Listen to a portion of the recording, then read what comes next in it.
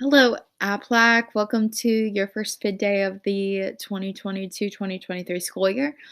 So we are just continuing on today with what we've been working on this week, which is major paper number 2, which is a narrative. So this paper is mainly just going to be a way for you to show me that you understand that you need to add style to your writing in order to get that sophistication point on the AP exam. So for this paper, it's all about you. So you can either write a narrative inspired by a story that we read together. Well, you have to. So you can either choose everyday use, which is going to be more like a short story where you're adding dialogue, you're adding vivid details, symbols, a fictional kind of feel to it. Um, and then the choices down there will make more sense then. You can either use the I'm a cripple piece, which is where you can just choose something that you think really has shaped your identity and run with it. Go on a definition of it. Explain why you are proud of it or why you are not proud of it. And this is going to be more of a listing technique where you're going to go on and on about one topic. Or you could use the Glass Castle as inspiration, like a chapter out of the Glass Castle, where you take an event that happened to you and you just explain it to the reader and how it had an impact on you. So, this narrative is an opportunity for you to show what you know. So, mainly sentence patterns and rhetorical choices. So, the choices that you have in this narrative is that it does have to be based off of real events from your life, but you do have two choices here. So, you can either create a fictional narrative that is based on events in your own life, but you're adding a fictional twist. So, you would use the story everyday use as inspiration here. So, this is something for those of you who feel like you have nothing to talk about here. I know a lot of you this week have been like, I don't know what to write about. Nothing about me is interesting, even though that's not true. There's something interesting about each one of you. But if you feel that way, then just choose something that's pretty ordinary and create a short story about it that's fictional. Add different characters, make it the way that you wish it turned out, or maybe make it so disastrous that makes it super interesting. It's up to you. So having that kind of fictional twist to it makes it easier for those of you who have no idea what to write about. Or you can write a totally nonfiction narrative and use the Glass Castle or I Am a Cripple as inspiration. So this would actually be retelling me from your point of view what happened and why it shaped you. But it should be focusing on something that has shaped your identity. And I have a couple ideas down there. So, like race, financial status, learning styles, important events in your life. And whenever I say these, it doesn't have to be difficult. Like, you can talk about how your family is really close and really connected and how that's shaped your identity. That's totally fine. It doesn't have to be some sort of traumatic event that you have to talk about here, but it can be for those of you who feel like you do want to talk about something negative that ended up shaping you into who you are today. That is fine with me as well. But I want this to be an assignment for everyone. And the good part about this assignment is it's not super long. So if we look down here at the style and story requirements, what I'm asking you to do is use vivid and concrete details to illuminate the identity aspect of your choosing.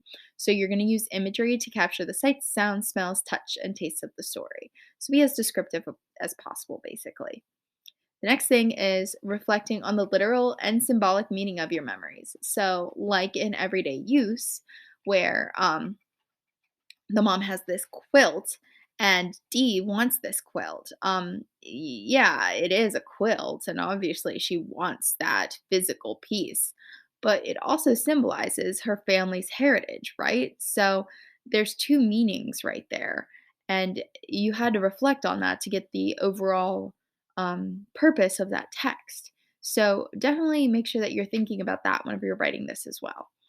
And then utilize at least 4 different sentence patterns. So make sure that you are referencing your journals. If you do not have your journal with you and you want to do this today, remember that I do have the Aplac slides linked in Blend here. I believe it's under vocabulary, but it is in Blend. If you can't find it, hop onto the Zoom. I can direct you to it.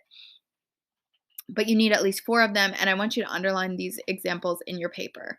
Remember, I also want you to print this paper out, so you can do that either on your Google Doc or you could do it hand by hand as well. And then the last thing is incorporating four rhetorical strategies. So, whenever I say four rhetorical strategies, you can use any of the strategies that we have talked about. Imagery can be one of them. You can have a listing technique. You can have statistics. You could have anaphora, hypophora. It's up to you. Um, there are so many choices. If you use your sheet that we used a couple months ago and filled out with all the definitions, go for it. If you want to use Google to the best of your advantage, go for it. But you will have to fill out this narrative touches log. And I was planning on doing it tomorrow. If you want to get ahead of the game and you want to do it now, go for it. But I do want this printed out along with your paper. So it, basically, you're just going to put the rhetorical device over here and also the textual evidence that you did the rhetorical device and you executed it well. And then you're just going to tell me the purpose of it and the effect on your narrative over here. So I have an example up here. You can delete it. You can do whatever you need to. But then you need at least four. And then down here is also the rubric. So make sure that you are looking at that to make sure that you are achieving the most points possible. So this paper only has to be 1.5 to 3 pages long. That's all. Very doable. Remember that you are going to use MLA format, size 12 Times New Roman font, double space, proper heading, creative title. If you do not remember how to do MLA format, hop on over to Purdue OWL, look at that. You could also look up the Google Doc has a format that you could utilize as well. So that's pretty much all that I have to say there. We're gonna maybe do some peer editing. It depends on how much time. I would still like this paper due Monday at the beginning of class. We'll see where we are tomorrow at the end of class if we need to move anything around or anything like that.